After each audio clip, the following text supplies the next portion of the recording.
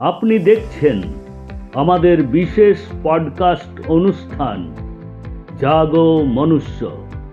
এই অনুষ্ঠানের মাধ্যমে আমাদের বিশেষ অতিথি সন্তান দলের সম্মানীয় প্রেসিডেন্ট শ্রী শঙ্কর সরকার মহাশয় প্রকৃতি ও মহাবিশ্ব সম্পর্কে আমাদের সবাইকে সচেতন করবেন। এই অনুষ্ঠানটিতে ধর্ম, রাজনীতি, বর্ণ এবং আরও বিভিন্ন বিষয়ের কথা মানুষকে জানিয়েছেন। প্রকৃতির দান সার্বজনীন, জন্মগত অধিকার অনুসারে universal birth right given by the nature to all.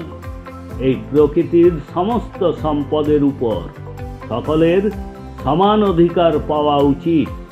এই সমস্ত বিষয়ে আমাদের বিশেষ পডকাস্ট অনুষ্ঠান জাগো মনুষ্য দেখুন।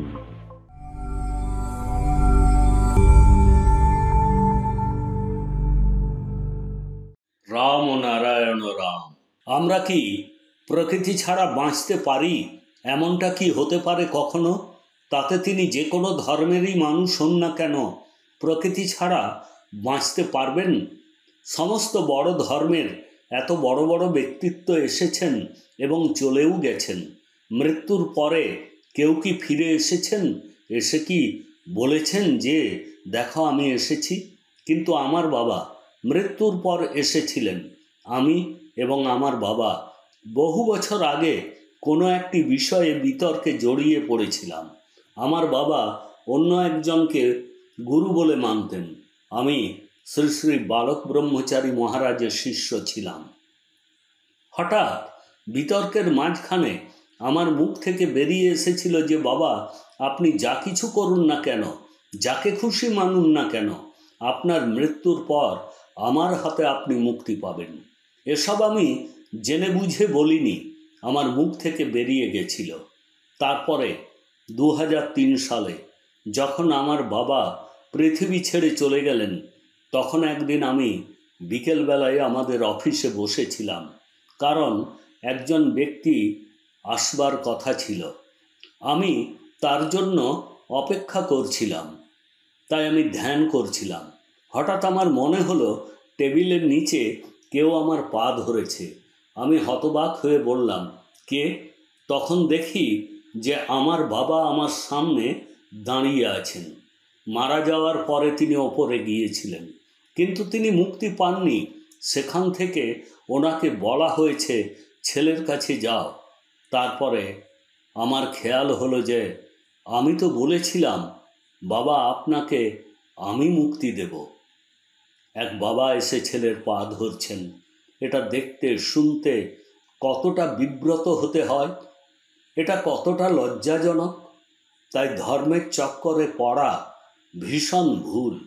যে ধর্ম বিভাজন করে, মালিকানার অধিকার দেখায়, যেখানে প্রতিটি ব্যক্তি একে অপরের লুট করে, যে সংবিধান যা মানুষের জীবনকে বরবাদ করে দেয়, আমরা এই জাতীয় সংবিধান পৃথিবীতে চাই না।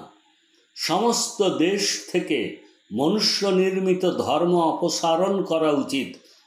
মানুষের তৈরি শিক্ষা, রাজনৈতিক দল, ব্যক্তি মালিকানা, সব কিছু অপসারণ করে প্রকৃতির ভিত্তিতে সব কিছু হওয়া উচিত। আপনার মনকে শান্ত রাখতে আপনাকে অবশ্যই প্রথমে নিজেকে জানতে হবে, নিজেকে ভাবতে হবে। যখন আমরা ছোট ছিলাম, আমাদের গ্রামে বিদ্যুৎ ছিল না।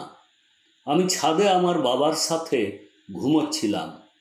হঠাৎ আমার চোখ খুলে রাতের আকাশের দিকে যখন তাকালাম, অনেক চিন্তা ভাবনা এলো যে আকাশে এই অসংখ্য তারা, নক্ষত্র, গ্রহ কোথা থেকে এলো? এই অগণিত তারা নক্ষত্রগুলি কোথা থেকে এসেছে? কে তৈরি করেছে? এটা ভাবতে ভাবতে ঘুমিয়ে পড়লাম।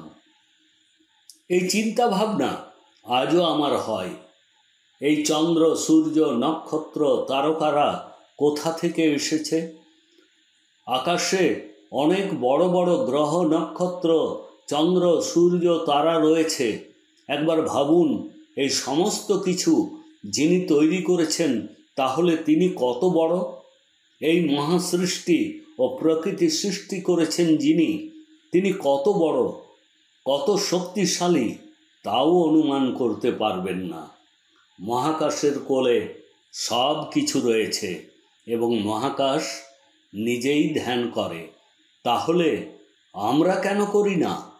আমাদের মহাগুরু বালক ব্রহ্মচারী মহারাজ আমাদের জানিয়েছিলেন যে প্রতিটি মানুষের মধ্যে 50,000 কোটি আত্মা রয়েছে, যাদের ধ্যানরূপী খাবার দেওয়া দরকার। যদি এটি না করা হয় তবে মানুষের বিনাশ নিশ্চিত।